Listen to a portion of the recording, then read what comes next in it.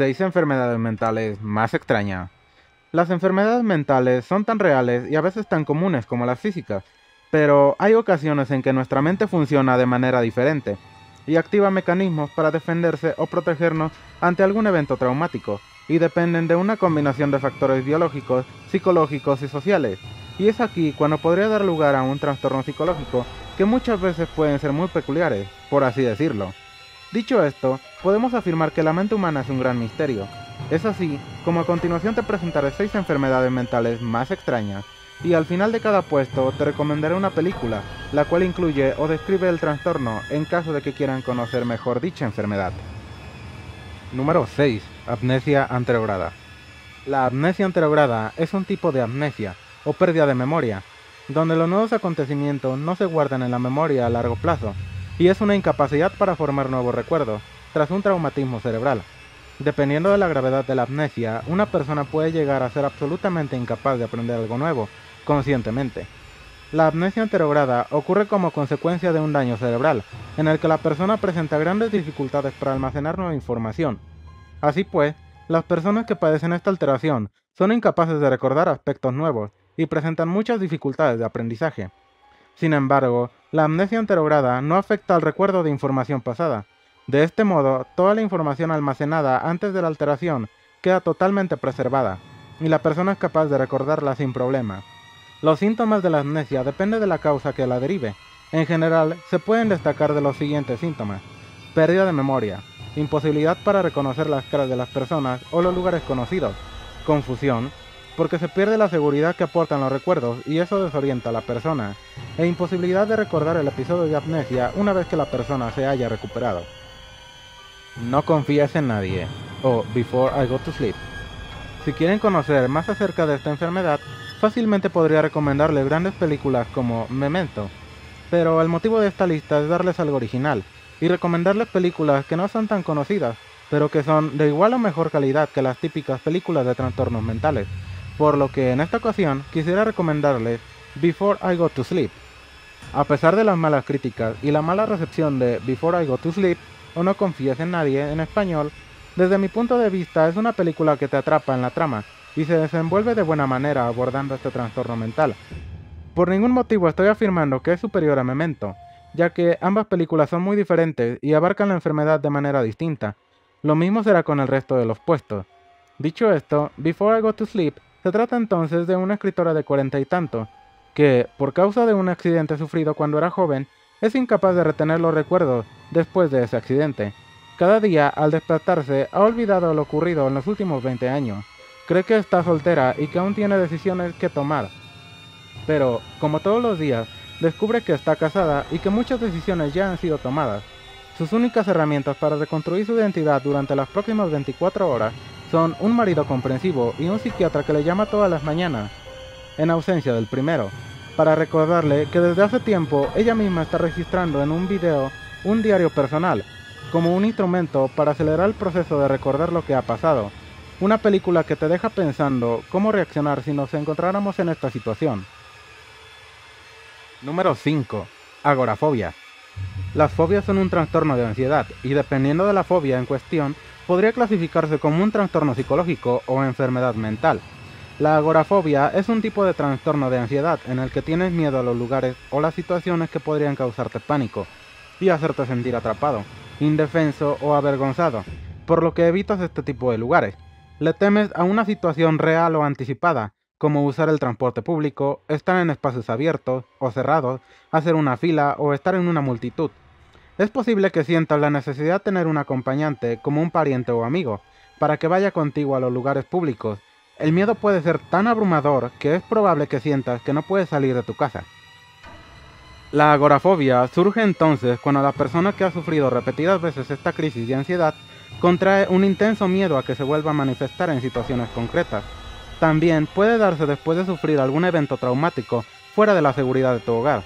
Este miedo viene motivado por la idea de que pueda volver a experimentar un ataque y que le será muy difícil obtener ayuda. Los síntomas típicos de la agorafobia comprenden el miedo a salir de casa, multitudes o esperar en una fila, espacios cerrados, como cines, ascensores o tiendas pequeñas, espacios abiertos, como plazas, estacionamientos o centros comerciales, e incluso usar el transporte público. Copycat. Si quieren conocer más de esta enfermedad, pueden ver la película Copycat, la cual abarca totalmente este padecimiento. Se trata de una reconocida psicóloga criminal, una mujer que conoce todas las mentes más perturbadas del panorama criminal estadounidense. Sin embargo, después de que uno de sus anteriores casos, un psicópata, estuviera a punto de asesinarla en venganza por su testimonio, el cual llevó a su condena a muerte por los asesinatos que él hizo.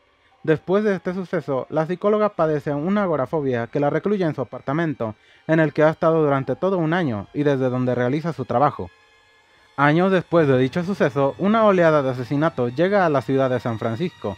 Varias mujeres son asesinadas brutalmente, un caso cuya peculiaridad reside en que el asesino en serie ejecuta a sus víctimas inspirándose y copiando a otros asesinos en serie más famosos. Están ante un imitador, por lo que los inspectores forman equipo con la psicóloga criminal para tratar de averiguar su próximo movimiento y así atraparlo. Número 4. Autosarcofagia. La autosarcofagia va muy relacionada con el canibalismo. Aunque este se refiere a ingerir carne de la misma especie, la autosarcofagia se caracteriza por comer algunas partes del propio cuerpo. Esto puede ir desde sangre, piel o incluso hasta partes completas después de amputarlas. Lo más habitual es morderse los labios, lengua y dedos. Este comportamiento autodestructivo va ligado a un trastorno mental, y el afectado desea compartir su carne con más personas para cometer canibalismo, aunque no necesariamente esto último, y a menudo tiende a vincularse a un intento de reducir la ansiedad y tensión interna de quien la lleva a cabo. Esta extraña enfermedad puede darse dentro de un brote psicótico, que resulta de algún trastorno psicológico, o también puede ser por consumo de alucinógenos o estimulantes. Finalmente, también podemos asociar este trastorno al placer sexual de algunos sujetos con parafilias. Estas personas pueden conseguir la satisfacción sexual mediante la actividad masoquista, generando autolesiones y consumo de sus partes. Para tratar esta extraña manifestación conductual, se deberá abordar el posible origen con el fin de aliviar el síntoma. Dentro de la piel. Una película que claramente relata este padecimiento es Dentro de la piel, en español. Una película francesa donde una mujer aparentemente feliz acaba de ser ascendida en su trabajo a un puesto con más responsabilidad, y el dinero adicional le permitirá comprar una casa para compartirla con su novio. Sin embargo, durante una fiesta ella sufre un pequeño accidente, en el que se hace una herida en una pierna. Esto parece desatar una serie de inusuales comportamientos en la chica. Al principio, por curiosidad comienza a experimentar con su pierna herida, haciéndole más cortes o probando la sangre, lo que aparentemente le da cierta satisfacción. Pero en poco tiempo su manía de automutilación se ha salido de control, poniendo en peligro su trabajo, su relación con su novio y tal vez su vida misma. Número 3. Esquizofrenia. Una de las enfermedades mentales más serias y extrañas, ya que a pesar de todos los avances en la ciencia y la medicina, aún no se conoce el origen exacto. La esquizofrenia es un trastorno mental caracterizado por la existencia de pérdida de contacto con la realidad, alucinaciones, por lo general consistentes en escuchar voces, falsas creencias firmemente sostenidas, alteraciones del pensamiento y de la conducta, reducción de la expresión emocional, disminución de la motivación y problemas para desenvolverse en la vida de cada día, incluyendo el deterioro del trabajo, las relaciones sociales y el cuidado de uno mismo. La esquizofrenia se caracteriza por síntomas psicóticos. Además, sus emociones se ven afectadas con pérdida de hábitos e interés, aislamiento social y depresión. Nunca te prometí un jardín de rosas. Acerca de la esquizofrenia podemos encontrar muchas otras películas, tales como la ya muy conocida Una mente brillante, pero esta, por ejemplo, no llega a exponerte completamente lo que es vivir con esta enfermedad. Sin embargo, podemos encontrar una película desafortunadamente no muy conocida, Nunca te prometí un jardín de rosas, la cual es una obra maestra y explora perfectamente esta enfermedad, llevando al espectador a ponerse en los zapatos de Deborah. Deborah Blake es una adolescente que se ha creado su propio mundo, en donde se refugia de una realidad que le es nefasta. Su mundo posee un calendario propio y un lenguaje secreto. Numerosas voces alertan a la joven, insistiendo en que ella no pertenece al mundo real, y en donde la doctora intenta rescatar a Deborah de las garras de una de las enfermedades más terribles de todos los tiempos, esquizofrenia. Número 2. Prosopagnosia. La prosopagnosia consiste en la dificultad para distinguir una cara conocida.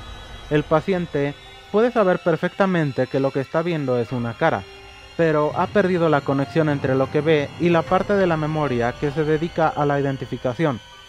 Lo que hace son reconocimientos por el tono de voz, el color del cabello, lentes o la ropa, pudiendo llegar en algunos casos a no ser conscientes del problema que tienen.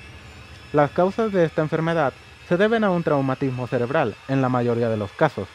La prosopagnosia, entonces, consiste en ver a alguien y no saber quién es, a pesar de que ese alguien se trate de un familiar muy allegado y que convive con quien padece este extraño trastorno. Existen diversos grados dentro de esta patología y, dependiendo del nivel de afectación del mismo, el prosopagnósico puede incluso llegar a no reconocerse a sí mismo cuando se ve en una fotografía en la que aparece, e incluso, en casos extremos, cuando se está frente a un espejo. Faces in the Crowd. Para conocer más de este extraño trastorno, Faces in the Crowd lo expone de muy buena manera, dándonos una trama sólida con una idea muy original. Una espectadora inocente presencia un asesinato, pero al ser descubierta y huir, cae de un puente quedando inconsciente.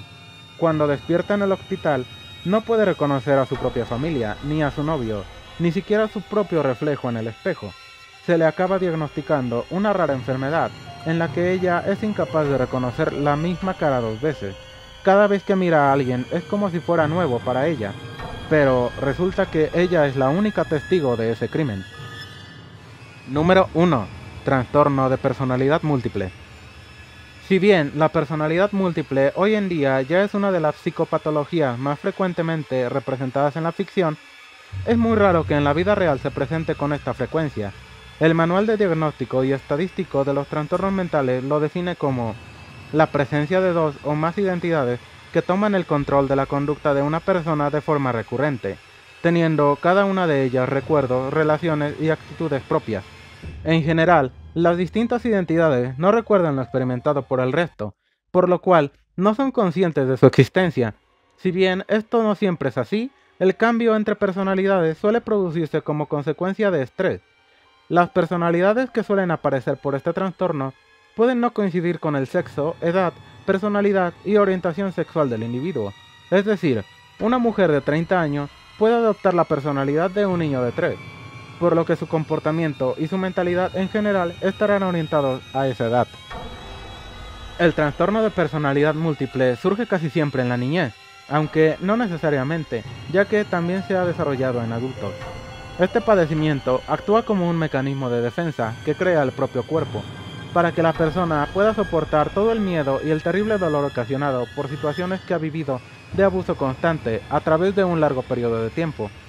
Estos abusos pueden ir desde la violencia física y psicológica hasta traumas causados por violación sexual.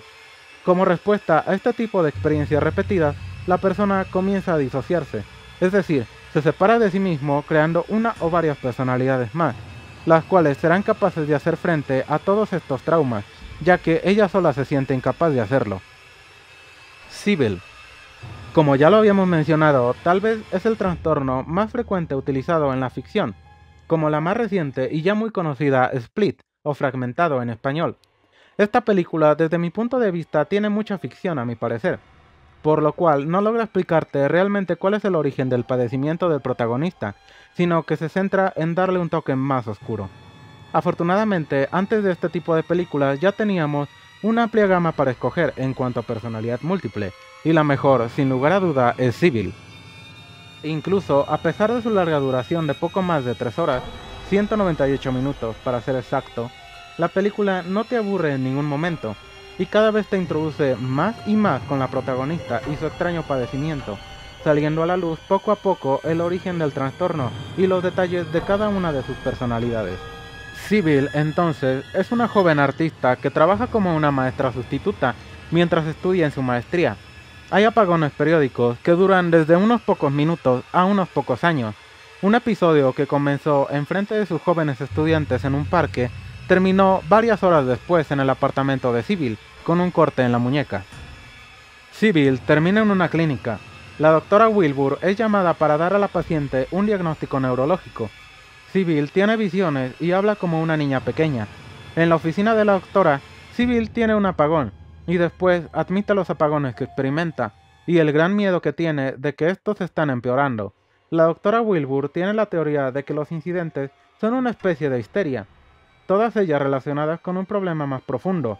Ella le pide a Sybil que regrese en una fecha posterior para obtener más asesoramiento. Sin lugar a duda, las enfermedades mentales son algo muy real, y lo más extraño es que puede sucedernos a cualquier persona. Tampoco existe una cura real en algunos casos, y aún así muchas veces no se les da la seriedad que merecen. Lo único que podemos hacer es informarnos y esperar que no nos ocurra a nosotros.